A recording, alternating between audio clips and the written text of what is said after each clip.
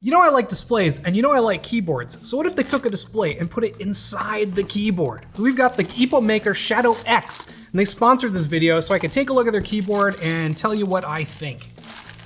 Wow.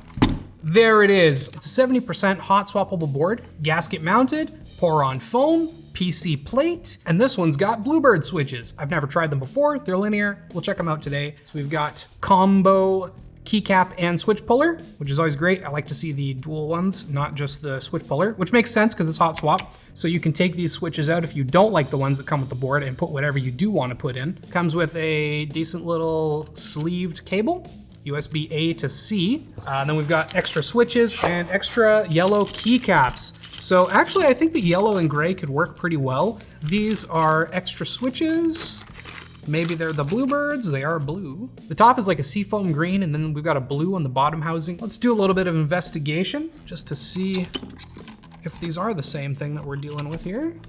They are! Okay, so they're all Bluebird switches. They're linear switches, not super light or heavy. They're about a 47 gram actuation force. It's got a little screen here that we'll try later on. And then aside from that, it's kind of a compact size. My only real problem is they say it's designed for enthusiasts and professionals, and it does look really nice. I really would like a little bit more space shaved off. These outer bezels are kind of long. It's really not the end of the world, but it's not the tiniest keyboard in the world. Now, considering it's wireless, we do have a battery in here, and it does 3,000 milliamp hours, which is okay. Definitely not the highest battery I've ever seen, but it's not tiny either.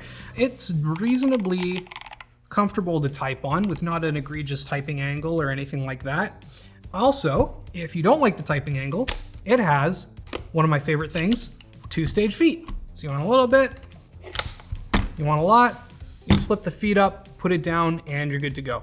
If I flip it over, it looks like a pretty typical case. We've got a bunch of screws on the bottom here, so you can open it up easily if you want to. It doesn't look like any are hidden by feet or anything like that. And then we've just got 4 little rubber bars for feet, which is totally fine. I actually usually prefer the bars instead of the single little circular nubbin feet because it just kind of adds more surface area. And while it might not be the most compact keyboard I've ever dealt with, it's only 906 grams, which is under a kilo, and it's honestly like not that heavy. So if you want to travel with it, it's really not the end of the world. We figured out the knob, we took a look at the quick start guide in the website. It turns out it's for the different pairing modes, including 3 different Bluetooth devices if you so choose. It's wired, 2.4 gigahertz, and then 3 different Bluetooth layers. So choose whatever you want. I'm gonna switch to wired because that's what we wanna do, and it is working, I believe. I'm happy to say that our wired only comes in at 6.9 milliseconds of latency, which is totally acceptable. Our wireless receiver, the 2.4 gigahertz, does almost double that, going up to 12.36 milliseconds of latency, which is still acceptable. And then Bluetooth only kicks it up a little bit to 13.6, which, depending on your range or what's in between you and the Bluetooth or the 2.4 gigahertz, could be worse, could be better. Your mileage may vary, but it didn't introduce a ton of added latency. So it's totally okay to use this in whatever wireless mode you might desire. Let's plug it in. You know, I wanna type on it and I wanna look at the RGB. Epomaker offers their own software on the website, and you can do whatever you want in here, set macros, change the screen, which is the thing I care about the most. So let me just like paint a little something here. Let's put a line. Yeah, that's great. Oh, this is gold. We should just sell this for sure. Oh, you can upload pictures? Oh, it's doing it. Oh my God, it actually worked. Okay, that was actually really easy. It's a masterpiece. It's just random scribbling. I think I found it. Select picture. Oh my God. Okay, we're gonna do it. The system works. Linus face. What? That's pretty great. One thing to note, if you're using software like this, since the pixel count is kind of predefined, you definitely want to fill it out a bit better. For example, with this one, the picture is not the right aspect ratio, so I've got black bars on the top and the bottom, but that's an easy fix when you have more time, especially if you're really good with Photoshop or even just Paint, honestly. You can upload GIFs or whatever videos you want to this thing and have it just kind of go, or you can have it just on the start screen that it had there with a bit of information and whatnot. Whatever you prefer. I love it.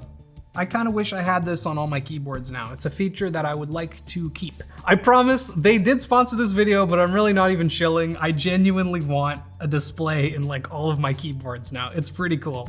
As for the RGB, it is south-facing RGB. So if you want north-facing for better shine through on your keycaps, you're not gonna get that. My only other kind of complaint is while they have a lot of premium materials in here, the stabs are mounted to the plate, they're not mounted to the PCB, but let's see, you know, maybe it's okay.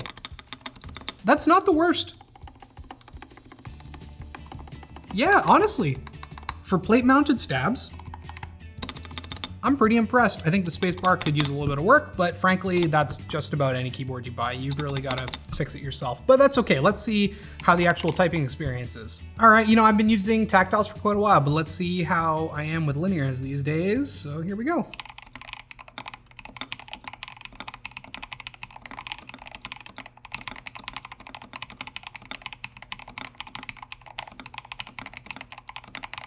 "120 words per minute, 99% accuracy. That's not bad. I noticed there's a bunch of comments about how I always say I can type faster. Yeah, that's slow for you. 120? Yeah, that's really slow for you. That's not really slow for me. That's not bad. 120 is kind of my average, to be perfectly honest. Honestly, these switches, I didn't mind them too much, and I do like the sound of the keyboard just straight out of the box. It's really that pour-on foam layer and the PC plate that are really giving you that kind of deeper, richer, creamier sound. The switches themselves feel good. I don't mind them, and I kind of want to get back into linears now. Maybe I'll buy some new switches soon. But yeah, overall, the construction is decent. I think that plastic keyboards have certainly come a pretty long way in the last few years, especially for travel, if that's what you're looking for.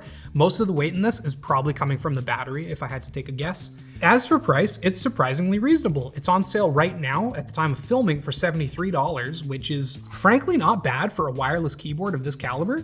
Normally, it's $86, which is still pretty good. That's under 90 bucks USD. Overall, it's pretty decent. I kind of wish the knob had a bit more utility, but if it's the keyboard for you, mostly because of this display, maybe look into some other reviews from other creators, or check it out at the link below. Thanks so much for watching. Make sure to subscribe and have yourself a great day.